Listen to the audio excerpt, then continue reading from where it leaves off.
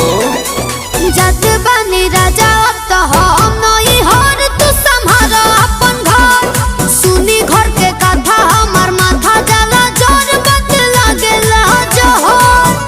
कोटि कोई से राजा के तोहरा